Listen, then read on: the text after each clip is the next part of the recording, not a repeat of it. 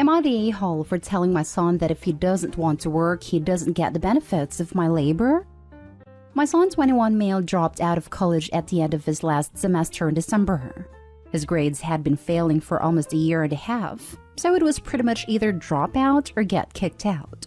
My wife and I had paid for his first 2 years completely and given him extra spending money each month so that he could concentrate on school instead of having to work. We also made him sign up with a school counselor and got him a therapist about 18 months ago because we were worried his mental health could be a contributing factor. We later found out that he had been skipping counseling and therapy sessions and skipping a lot of classes. We had a conversation about it with him, and he went on a rant about how he doesn't want to spend 40 to 50 years of his life toiling away at some job he doesn't like in order to make some boss more money. He said that work is just a social construct designed to keep the masses down, and that humans aren't designed to sit in a cubicle for 40 hours a week then die. When my son told my wife and I that he dropped out, my wife immediately allowed him to come back home. That was about 3 months ago. Since then, all he does is sit on his computer. He's maybe left the house a dozen times. He refuses to get a job and tells us that his plan is to live the van life. I worked a union blue-collar job for years to support my family, and I'll be damned if I'm going to let my son crap all over my hard work. A couple weeks ago, I got home from work exhausted and he made a remark about me breaking my back for the man.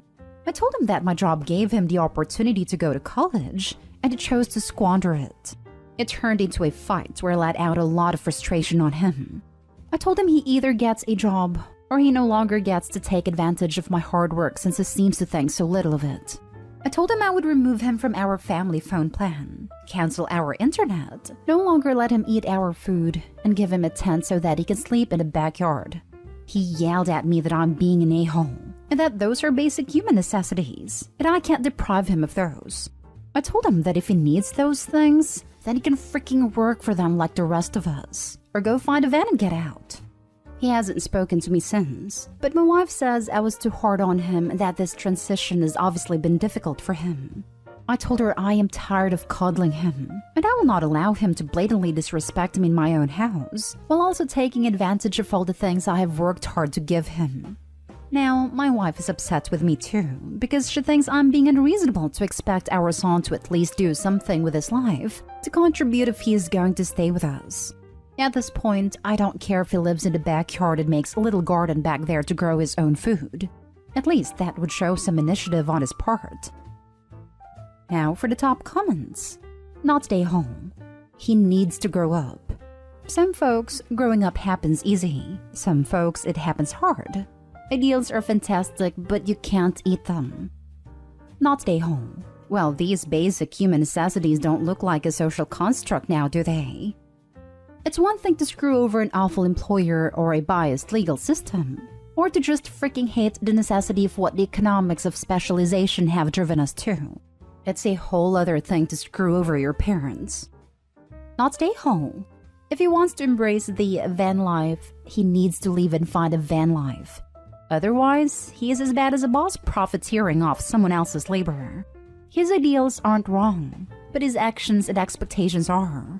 You have worked hard to afford him these privileges, and so are entitled to withdraw them if you feel he isn't earning them. He has reached adulthood, and by your account, you've given him all. He also needs to know most van lifers work. Some of them work a lot. But they put stuff on YouTube and have 1 million subscribers. That's so easy. I can do that. Lol, one of my favorite van lifers YouTube. And have been super upfront in what it's taken to get to where they are. Just years and years of work. And they kept their jobs for a very long time when they started out. Not stay home. I have a couple comments here. Your wife is his enabler. He feels comfortable being so free from the man because he knows he has a safety net. Secondly, you can take a horse to water, but you can't make it drink. You can give him all the tools, counseling, and opportunities to go to college, but if he doesn't want to, he won't do well. Finally, life is what happens when you're busy making plans. Perhaps the best thing you can do is kick him out so that he doesn't have the luxury to be so idealistic. Maybe he will get a taste of independence and the reward of doing things for himself. Next story. Am I the a-hole for thinking my daughter shouldn't pay rent? I have been a stay-at-home mom my whole marriage. My husband pays the bills. I keep house and raise my little ones. I also do things like money management and our taxes because I have an accounting degree. My oldest daughter calls me because she just recently moved in with her fiancé, and he told her she has to pay half of rent and utilities. He makes a lot more than her because she's working part-time, so she has time to plan her dream wedding. Both his parents work, and I know his mom makes more than his dad. My daughter is Sarah, 24, and I was thrown back when she realized she had to split all of the bills in the marriage and pay for things like her wedding dress. It's put a damper in our wedding planning. I tried talking to her fiancé, Luke, 32, saying his family situation was unique since his mom was making more. He rebuffed me, saying it's unrealistic to think he would work, and Sarah could just spend all of her free time wedding planning. He said she has a degree, and she should get a full-time job. Sarah and him both went to school for accounting, and that's how he met her, was at her internship. He works about 60 hours a week, and I explained that with wedding planning, asking her to work that much is way too much on a girl her age. His mother is feeding him the new wave feminism, and I don't think it's a good life balance for this young couple. His mom is feeding my daughter that in this world, you have to work hard and have tough love for your kids. Sarah called crying because her mother-in-law yelled at her for being a gold digger, and Sarah has moved back in with her best friend. My daughter is saying I gave her bad advice and now Luke wants to call off the wedding and wants his ring back. She's blaming it on me, but I think Luke shouldn't have asked my daughter to pay half of his bills on top of wedding planning. You're the a-hole as you gave terrible advice. A wedding is not a valid excuse to not work, and plenty of people her age work those sort of hours. I'm not surprised that he called off the wedding, as no one in their right mind would want to deal with someone who acts so entitled. Exactly. The way Opie said his mom is feeding him the new wave of feminism literally says a lot about Opie. Her idea is the one that isn't a good balance for any couple. And Opie, yes, in this world you gotta work to earn money in order to live. You can't just mooch off another. There is no more blue is for boys and pink is for girls. Your daughter is capable enough to get a job and support herself. And if she continues to listen to your terrible advice, she'll probably end up alone. And if your daughter can't handle a job and wedding planning at the age of 25, she ain't ready for having kids or getting married either. You're the a-hole. Too much for a girl her age? What are you implying? She's too young to take on the responsibilities? If that's the case, then she shouldn't be getting married in the first place. That line cracked me up. She's 24, not 14. And shocking though it may be to Opie, plenty of women work full-time and plan weddings at the same time. It's put a damper in our wedding planning. It may have been a slip of the tongue, but it said everything. This isn't your wedding. This isn't your marriage. Their family dynamics are not yours. You're asking them to go by your lifestyle, not develop their own. If your daughter is living with Luke, it's not solely Luke's rent. Let's go ready. You're the a-hole. She needs to work full-time. I genuinely can't comprehend having the mindset that I need to work part-time so I can plan this party. What? Next story is titled, Am I the a-hole for sitting back and doing nothing when mom told my wife that she'd take us to court for grandparents' right? This situation is a bit of a mess. I'll just mention the relevant conflict at hand. So, my wife Liz and I have been married for 7 years. We have preschool-aged kids, and because we currently live in the same city as my parents, mom would take the kids while my wife and I work. Liz is the one with a much larger income, and she got an even better job opportunity that is requiring us to move to another city. I agreed, since I could easily find a job in my field in the city we're moving to. But after my family heard we were selling the house to move, hell broke loose. Sunday, Mom and Liz got into a huge fight because Liz told Mom we'll move away and hire a babysitter for the kids so she's no longer needed. Mom said she doesn't want her grandkids moving away. Even said we should let the kids live at her house while we move. Liz laughed at her and Mom lost it, basically saying that Liz was an ungrateful witch and that her grandkids moving will only happen over her dead body. They began exchanging harsher words, and Liz snapped and told Mom to butt out of private matters that don't concern her, and said that she had no right to decide things regarding the kids. Mom firmly told her she was dead wrong and proceeded to tell her that she, as an involved grandmother, knows her rights and she will be taking Liz and me to court to ensure she still gets to see her grandkids. Liz was in shock. She looked to the left and saw me sitting there not saying or doing anything. She told me to check my mom, but I told her she was being unfair to Mom and that Mom had to feel upset because she will no longer be able to see her grandchildren. I honestly told Liz that she was a bit selfish to not consider my mom's feelings and her crucial presence in Kid's life first. Liz started arguing with me, saying she couldn't believe I didn't stand behind her and defend her after hearing Mom saying she'd get the court involved. I said Mom was upset and cannot be blamed for her reaction. Liz started yelling at me, calling me unsupportive and an enabler, then went home with the kids, insisting my family is my problem and I should handle it. Although this whole moving thing was her idea. Situation hasn't been resolved and Liz and Mom are getting more intense in their fights. I choose to stay out of it because both have valid arguments. But Liz has called me awful for not siding with her after seeing how Mom spoke to her and being okay with the fact that Mom was willing to cause us issues in court. Am I the a-hole? I get that Liz wants my support, but I feel like Mom has been punished through no fault of her own after being a loving grandmother to my kids. Now for the comments. You're the a-hole. Your mom threatened to take your family to court so she can get custody of the kids, and she wants them to live with her. That is a disproportionate reaction to being told that someone is moving. Are you okay with moving to a new city? Sounds like you are. Why would you ever let anyone threaten your wife with court for doing something incredibly beneficial for your family? Why would you let someone threaten you instead of offering to get on a plane to see you? You're the a-hole. Your mom is threatening your family, and she could very well actually gain custody of the kids depending on how much and how long she takes care of them for. OMG, you're the a-hole OP. Your wife and children should be your first priority always, not your mother's feelings over moving.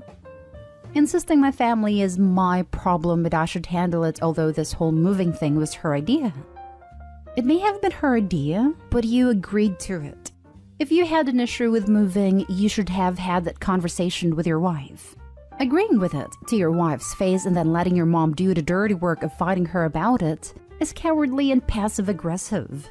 The fact that you are continuing to sit there like a bump on a log while your relatives harass your wife is failing hardcore as a spouse. Get your mother out of your marriage or you won't have a marriage. You're the a-hole. You're the a-hole. You married and had kids with Liz, not your mother. Are you really okay with your mom threatening to take your children? No, I'm not. But I do get that she was upset and probably didn't mean what she said in the moment of rage. But I told Liz that it's better that we solve this peacefully and try to get on my mom's good side by maybe reaching a compromise, though Mom is completely against moving away. Why does your wife need to compromise when your mom is the one that escalated the threatening to sue you? Now for the last story. Am I the a-hole for calling out my husband's favoritism? My husband Tom, 37 male, and I, 33 female, have been married for 7 years, and we have 2 kids. Sammy 3, Nora 5. He was married before me, and had a son, Teddy, who passed on from chronic illness at 4. So far, our family has been pretty stable, meaning no fights or disagreements. Though I have complaints about some things Tom does. This might sound insensitive, but it treats Teddy different than our kids. Like he has a ton of framed pictures of Teddy on his office wall and desk, but none for our kids. He also has pillows and blankets with Teddy's name on them while not doing the same for Sammy and Nora. His argument was that this is his only way of showing love and remembering Teddy since he can't see or touch him. Well, Sammy and Nora are here and he shows them affection in a physical form like doing bonding activities and such. We kind of moved on from this issue until I accidentally came across a whole journal he has that was dedicated to Teddy. I'd read some of what was written, and it had details of some moments in Teddy's life. I felt sad for 2 reasons. 1, because of how much heartache Tom had experienced, and 2, the fact that he never thought of writing about his special moments with Sammy and Nora. I gently brought it up to him, and he got upset and tried to say the same thing about how he adores all 3 children, but in different ways. I said it still hurts because while Sammy and Nora are still young, what if they come across something like that when they're older? I realized that dad didn't love them as much as his eldest kid. I said this reek of favoritism.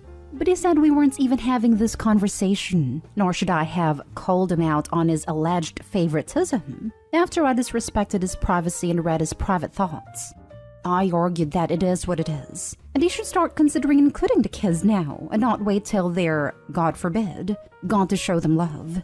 He said I should be ashamed of myself for implying he doesn't love his young children and for making him guilty only because he suffered a tragedy and was finally at peace with it.